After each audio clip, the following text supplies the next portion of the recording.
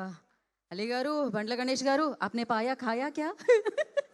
ఐసా కైసా Kia crazy అసలు.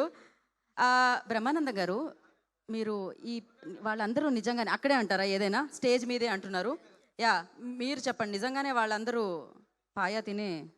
అవును, పాయా అందరూ డాన్సర్లు అందరూ తిన్నారు కాబట్టి అంత ఊపు వచ్చింది ఈ పాటలో. కరెక్ట్. మధ్యాహ్నం గణేష్ కూడా తిన్నాడు పాయా. ఏ పాయాక కాయా అని. ఓకే, हमने और अंदर नहीं जाया, नहीं जाना है, यहाँ से छोड़ना है. సో ఇప్పుడు చెప్పండి, మీరు అలీతో సరదాగా అలీతో చాలా జాలీగా ఇలా చేస్తారు కదా. ఇక్కడ కొంచెం మీరు ఒక 4 క్వశ్చన్స్ అడగాలి నలుగురిని. అంటే మీరు ఫస్ట్ లయ్య గారిని, అండ్ నెక్స్ట్ శివాజీ గారు ఎక్కడ ఎక్కడ ఎక్కడ శివాజీ గారిని, యా, ఒకటి బ్రహ్మానందం గారిని, ఇంకోటి బండ్ల గణేష్ గారిని. మీరు ఏదన్నా క్వశ్చన్ అడగాలి, చాలా సీరియస్గా సరదాగా సౌండ్ చేసి ఆన్సర్ రావాలి.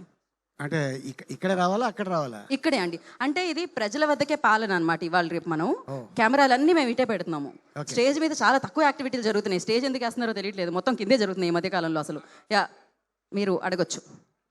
అంటే ముందుగా మనం లయ గారితో మొదలు పెడదామా? బ్యూటిఫుల్ లయ గారు, ఆవిడ ఏజ్ని పాజ్ చేశారు, అక్కడే ఆగిపోయారు. జనరల్గా లయకి సినిమా అనగానే సాంగ్స్ ఉంటాయి కదా, కానీ ఈ సినిమాలో సాంగ్ లేదు. మొత్తం స్టోరీయే, మొత్తం సినిమా స్టోరీ.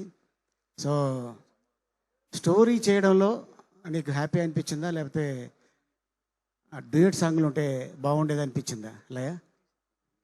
సార్, స్టోరీలో చేయడం బాగా అనిపించింది. అండ్ ఈ స్టోరీలో నేను ఏడవడం కాకుండా పక్క వాళ్ళని ఏడిపించడం ఇంకా బాగా అనిపించింది. సో మీరు అందరూ స్టెప్ వేస్తున్నప్పుడు చూడడం కూడా చాలా బాగా అనిపించింది. సో పాయా సాంగ్ జరుగుతున్నప్పుడు నువ్వు కూడా షూటింగ్లో ఉన్నావు. అవునవును. ఆ పాట వినగానే నీకేమైనా స్టెప్ వేయాలనిపించిందా మనసులో? డెఫినెట్గా సార్ అనిపిస్తుంది, ఎందుకంటే ఆ సాంగ్కి ఆ బీటే ఉంది కదా. అలా మనసులో అనిపిస్తే మీరు ఇప్పుడు స్టేజ్ మీద చేసేయచ్చు. కరెక్ట్. ఏంటి మరి, స్టేజ్ మీదకి వచ్చాక బాగుంటుందేమో అని అనిపిస్తుంది. స్టెప్ మాత్రం అక్కడ వేద్దాం అనుకుంటున్నాం. ఇప్పుడు నెక్స్ట్ మనం శివాజీ గారిని ప్రశ్న ఇప్పుడు అడగబోతుంది అలీ గారు, ఆన్సర్ చెప్పబోతుంది శివాజీ గారు. అనే శివాజీ, అంటే డైరెక్టర్ కథ చెప్పగానే జనరల్గా నువ్వు అడుగుంటావే, ఏంటి సాంగ్స్ పెట్టకుండా ఓన్లీ కథ చెప్తున్నావు అని ఏదైనా అనిపించిందా మనసులో? ఏం లేదన్నా, బడ్జెట్ తగ్గుద్ది కదా, ఇంకా హ్యాపీ. అవునా? సాంగ్ లేకపోతే బడ్జెట్ తగ్గుద్దానా? కానీ సాంగ్స్ అవసరం లేదన్న ఈ సినిమాకి అవసరం లేదు. సో ఈ ఒక్క సాంగ్ చాలంటావు, పాయా సాంగ్ ఇది చాలు. ఓకే, ఈ ఒక్క సాంగ్ చాలు, 6 సాంగులతో సమానం. So all the best Shivaji. Thank you అన్న, ఎందుకంటే ఇది పెద్ద హిట్ అవ్వాలి. థ్యాంక్ యూ అన్న. మీ ప్రశ్న 2 సాంగుల చుట్టూనే తిరిగాయి. ఇప్పుడు సాంగులో చేసిన బండ్ల గణేష్ గారిని ఏమడుగుతారో చూద్దాం అనుకుంటున్నాను నేను. దీంట్లో సాంగ్లో కానీ చంద్రబాబు గారు, రేవంత్ రెడ్డి గారు, and Trump, and power star Pawan Kalyan song చేస్తున్నప్పుడు నీకు ఎవరి పేరు రాగానే నీ బాడీలో ఊపు వచ్చింది? చంద్రబాబు గారా, పవన్ కళ్యాణ్ గారా? కాదన్నా, ఆ క్వశ్చన్ అడగకూడదు. నువ్వు అడగకూడదు. అది ఎవరి పేరు చెప్తే నాకు ఊపు వస్తుందన్న. నాకు ఈ పేరు ఎవరి వల్ల వచ్చిందన్న? ఓకే, బండ్ల గణేష్ పేరు ఎవరి వల్ల వచ్చింది కదా?